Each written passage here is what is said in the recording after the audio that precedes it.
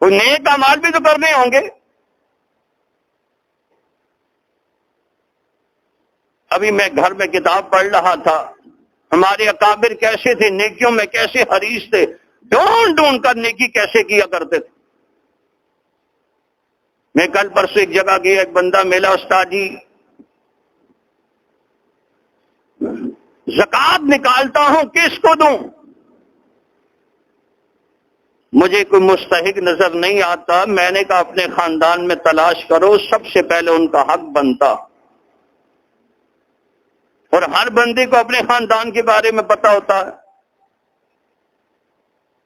او جی مجھے اس میں بھی کوئی پتہ نہیں چلتا. میں نے کہا والدہ سے پوچھو، والد سے پوچھو، تحقیق کرو، آپ کو خود بخود پتہ چل جائے گا.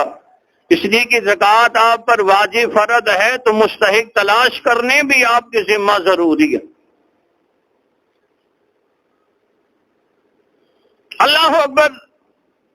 تلاش کر کر کے دو تاکہ حق جگہ پہ لگے اور تیرے لیے ہمیشہ کا ثواب بھی بنے.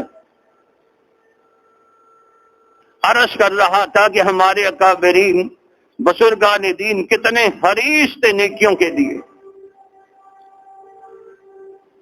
دارالعلوم دیوبند کے ایک محتمم بزرگ گزرے ہیں، مولانا رفیع الدین رحمت اللہ علیہ نقشبندی.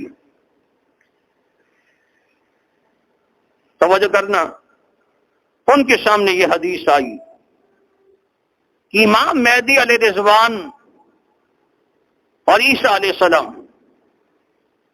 یہ جب دجال سے جہاد کریں گے،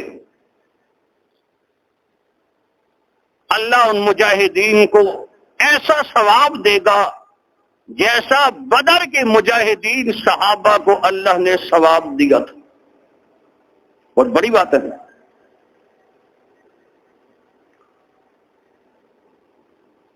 اور یہ شام میں جہاد لڑا جائے گا، شام ملک میں.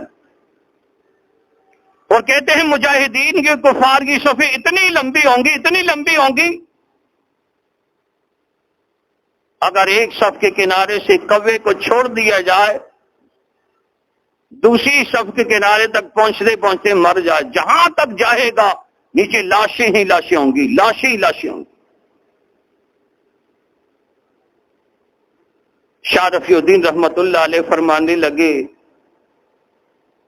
بھائی غزوہ بدر لڑنے والے صحابہ کی طرح اگر ہمیں ثواب مل جائے تو کتنا اچھا ہوگا. اب یہ کیسے ہو؟ انہوں نے اس کے لیے مکہ مکرمہ کا سفر کیا، ایک قرآن مجید اور ایک چھری یا تلوار خوبصورت بڑی مضبوط.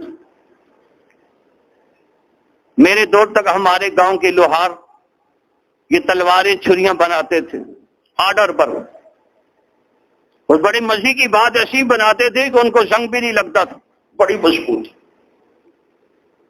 انہوں نے اچھا خنجر بنایا خوبصورت مہنگا، وہ بھی ساتھ لیا، قرآن مجید کا نسخہ بھی ساتھ لیا، مکہ مکرمہ تشریف لے گئے.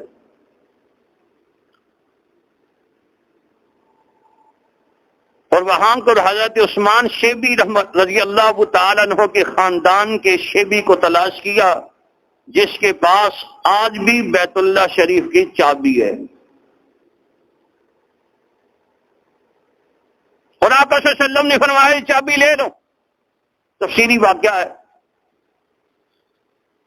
عثمان شیبی یہ چابی لے لو، قیامت تک تجھ سے یہ چابی کوئی نہیں لے سکتا، یہ اعزاز اکرام تیرے خاندان میں ہی رہے گا.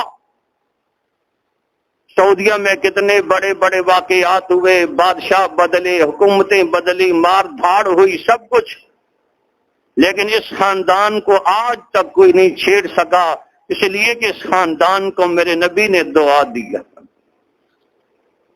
سعودیہ کا بادشاہ چاہتا ہے کہ بیت اللہ شریف کا دروازہ کھلے، اپنے خادم خاص بھیجتے ہیں اس خاندان کے پاس، سفارش کرتے ہیں، خط لکھتے ہیں، وہ صندوق میں چابی لاتے ہیں، باوضو بیت اللہ کا دروازہ کھولتے ہیں، جو مہمان اندر نماز پڑھ لیتے ہیں جب نکل جاتے ہیں تالا لگا کر چابی صندوق میں رکھ کر یہ خاندان اپنے گھر لے جاتا. بہت بڑے احساس کی بات. اللہ اکبر. مولانا رفیع الدین دیوبندی رحمت اللہ علیہ نے وہ مصحف شریف، قرآن شریف اور ساتھ وہ خنجر، یہی شے بھی جو کلید بیت اللہ ہے اس کو جا کر دیا، اور ساتھ خط بھی دیا. امام مہدی علیہ رضوان کے نام خط بھی لکھا کہ یہ رفیع الدین دیوبندی کی طرف سے مصحف شریف تو آپ کے لیے ہدیہ ہے، اور یہ خنجر کسی ایسے مجاہد کو دے دینا جو میری طرف سے حضرت مہدی علیہ رضوان کے جہاد میں شریک ہو کر دجالیوں کے خلاف جہاد کرے، اور میرے دنیا سے جانے کے بعد بھی اللہ مجھے اس جہاد کی برکت اور فضیلت نصیب کرے.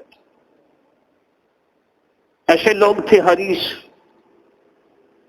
آج ہم بھی تو سوچے، رمضان شریف کا مہینہ آ گیا، ہاں جی مرضی کی، پھر بھی ہماری مرضی کی نمازیں. بعض بندے جماعت سے پیچھے نماز پڑھ لیتے ہیں، سمجھتے ہیں میں نے بڑا تیر مارا،